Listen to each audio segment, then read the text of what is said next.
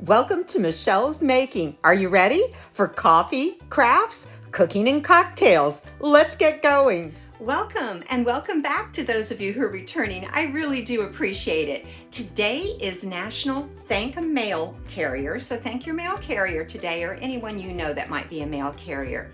Wear Red Day. Well, that's an easier one for me because I do wear red often. It's one of my favorite colors in clothing, but wear red today. World Cancer Day. So a day to give thought to all of our cancer survivors, definitely to those who haven't survived cancer, a special prayer going out to their families.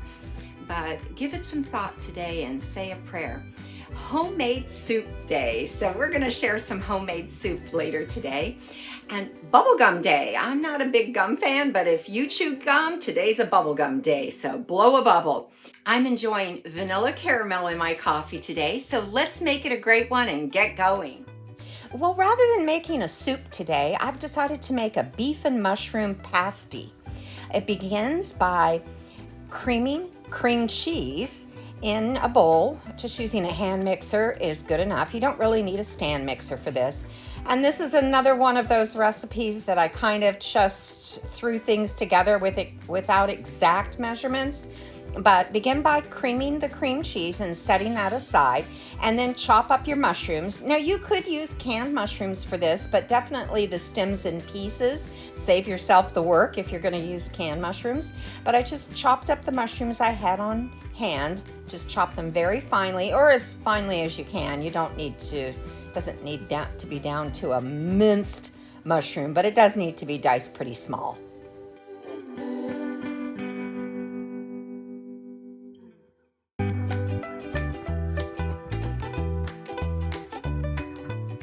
For those of you who aren't familiar with a pasty, that's like a pie, a savory pie, and you can use a crescent type dough for it, a regular pie crust type dough. It's basically a savory pie is what it is, and it can have a filling with or without meat.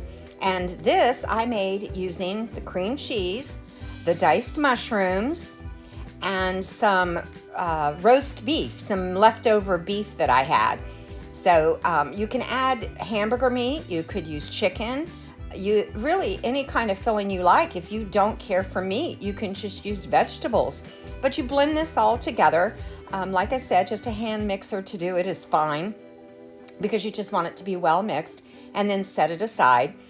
I used some crescent dough sheets that I already had, and they were about to expire, so I really needed to use them.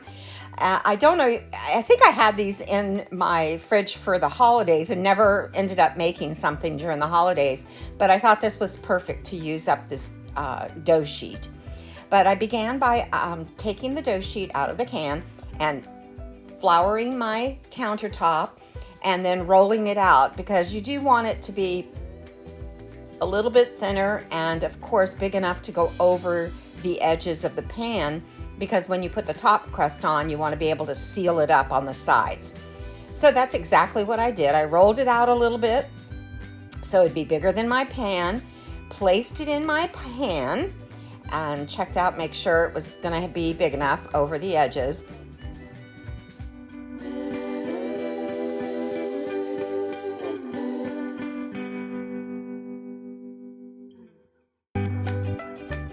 I find it easiest when I'm moving the crust over to the pan to fold it in half, and I do this even with a regular round pie crust as well.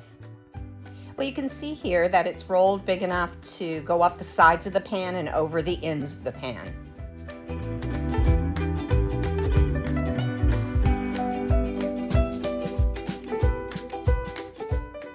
Next, I spread my filling over the bottom of the crust.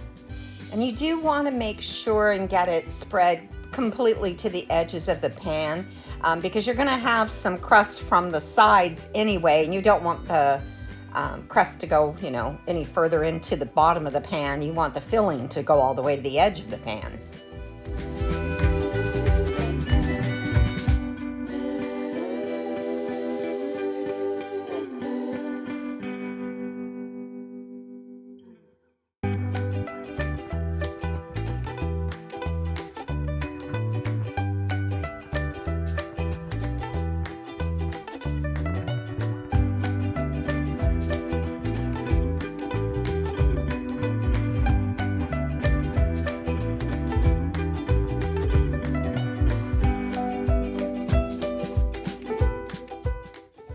Once I had the filling spread out, I took the second can of crescent dough sheet and did the same process of flouring my countertop and rolling it out.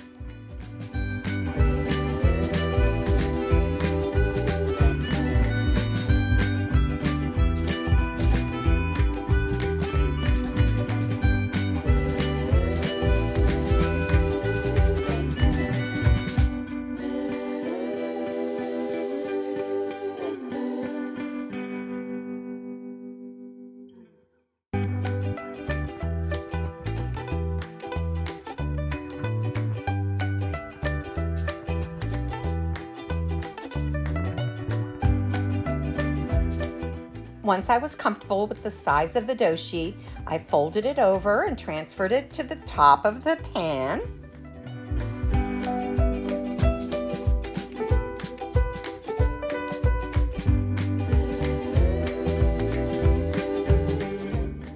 Next, I took a fork and used it to press along the entire edge of the surface, sealing the two crusts together.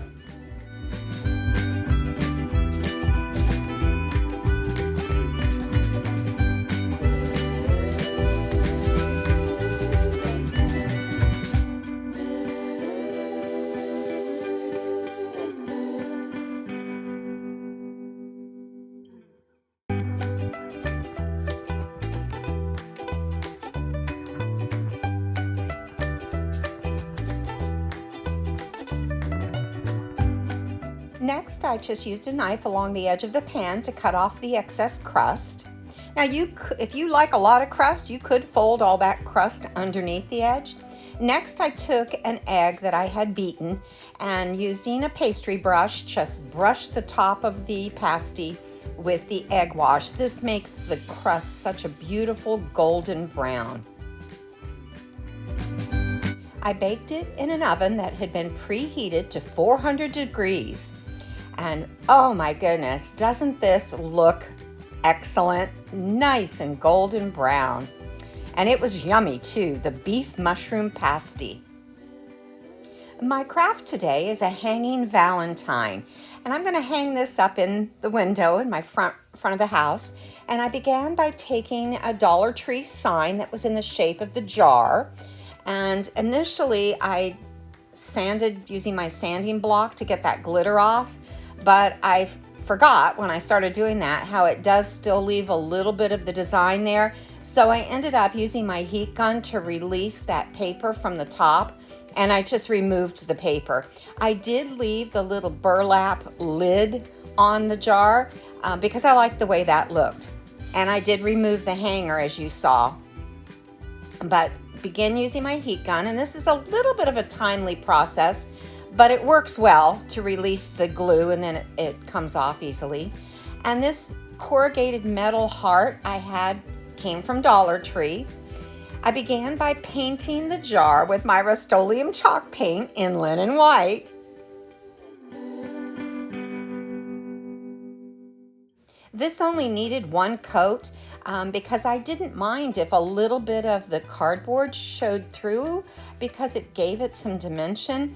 But in the end, one coat covered it. It didn't even really show through much. Just a little bit in some areas, it had some dimension. But next I took these little wooden hearts that I had gotten at Dollar Tree also, and I began by sticking a couple of them on. They have a little sticker on the back, and that's all I used. Now, I don't know if you remember, I've told you in the past with previous crafts that sometimes gluing the metal to metal or using metal of any kind, the hot glue, you have to work really fast because it doesn't stay. But you can use your heat gun on the metal to heat the metal up. Just be careful not to burn yourself.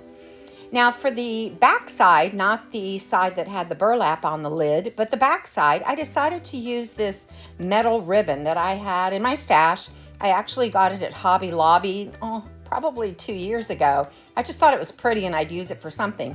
But you can see here, I just cut it and used it for the lid of the jar.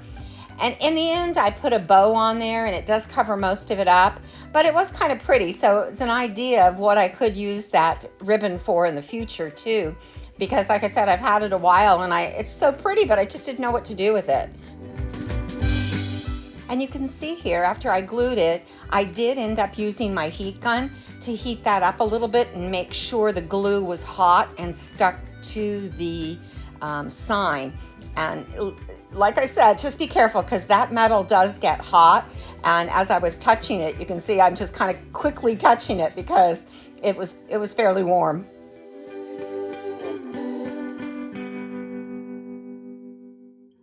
Now on the other side that had the burlap, I decided to take a piece of jute and glue it to the bottom rim of the lid.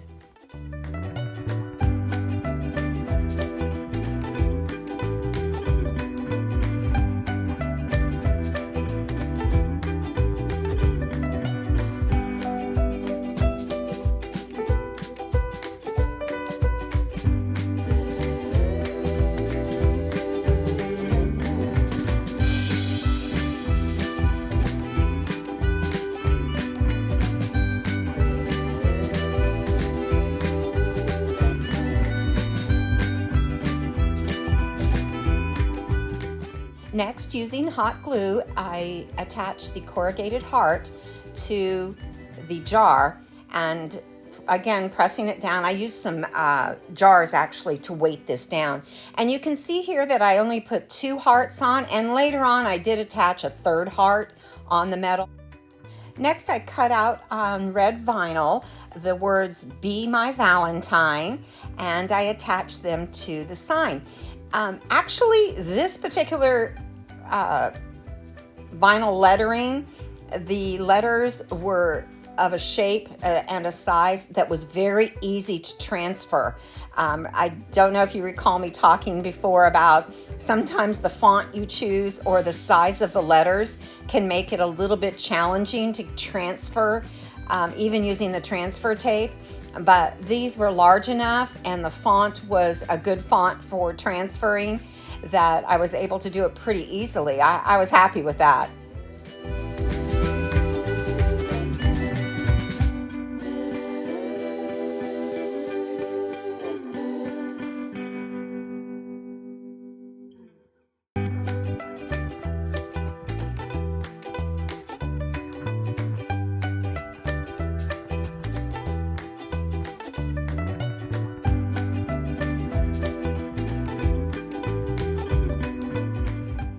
Next, I attached the hanger back on, and with this it had little shoelace ends. It wasn't tied in a knot, and this is the hanger that actually came off of it. I did have some other twine and I toyed with using another piece that was a little bit longer so I could tie some knots, but I decided to go with the original hanger. And what I did was I hot glued the little plastic piece there, like from your shoelace. I forget what that's called. Let me know in the comments if you remember what that's called. But I ended up gluing it down with hot glue, and then I took 2 of the wooden hearts and glued them over the top of that, so it hit it, and it gave it a little more Valentine decor to the jar. And now you see there where the 3rd heart is at the top there on that metal heart. And this is actually going to be the back side of the sign that will show through my front window. I had made a different craft earlier in the year that was hanging up there, and it filled the spot nicely, which is why I decided to make this, because it could be 2-sided and it would show through the window but also show into my dining room. Next, I found this ribbon at Hobby Lobby, and it was 50% off, so I was happy with that, and made a wraparound bow. And I had to use this method for bow making because it's a one-sided design on the ribbon. But you just fold it back over on itself, and when you're happy with the number of loops that you have, you're going to cut the ribbon. And I left enough of a piece, and you'll see I'll cut it again, for the little loop in the middle of the bow. But I left all this bow making in here again so that you who may be a little challenged in your bow making, that really want some good video that shows exactly how the bow was made. But it folded it in half and then cut through, snipped through on each side, because this is wired ribbon. And wired ribbon is the way to go with bows. You need to have some sort of substantial structure there to be able to fluff it out and get it to stay in positions that you fluff it to. But here I took that loop and I used a little bit of hot glue to connect the loop together. I also, once I had it glued together, of course you want to put that glue seam side down towards the middle of your bow, but I did do a little snip of the wire again so that I was able to hook it all together with my wire tie, my zip tie. And here I'm making the tail, 2 pieces for the tail and giving it a dovetail just to make it look a little more finished and polished. And for this I did make rather short tails because I don't want the tails to hang down and cover up the Be My Valentine part.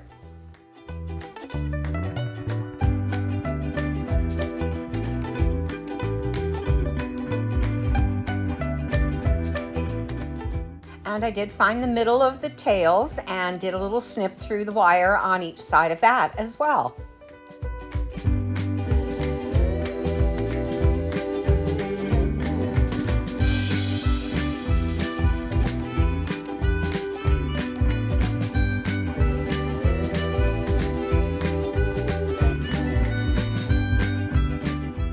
Next, using a zip tie, I tied everything together and pull it tight as you can get it.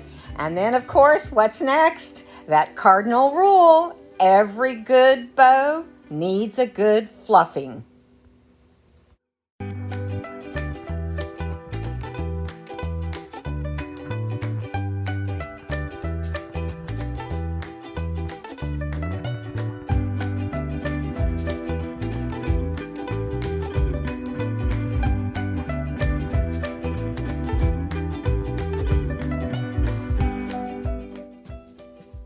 Next, I used a generous dollop of hot glue and attached the bow to the sign. And then I just arranged the tails. Another reason why the wired ribbon comes in handy, you can bend and mold those tails to be in a position that works for the craft you're doing. And that's it for the Be My Valentine sign hanging in my front window. It's time for that adult beverage, and today I'm not having a hot toddy, I'm having a cool toddy using caramel kissed vodka, Kahlua, and Bailey's, and half and half. Now, of course, all the ingredients go into the shaker so that you can shake it with ice till it is well mixed and well chilled. Don't forget, the recipe will be in the description box. And let me know in the comments if you give this a try. It's almost a dessert drink. It's very similar to a White Russian. And after it's well mixed, you pour it into your chilled glass, and the only thing left is to enjoy the Cool Toddy. Well, folks, that's it for another week. Thank you so much for sticking with me. I really do appreciate it. Before I head out, I would like to give a shout out to my beautiful little niece, Kinsey, who is celebrating her birthday this weekend. Happy birthday, Kinsey. I hope you have a great one. Don't forget to take time to stop and smell the coffee. Make it a great week, and I'll see you next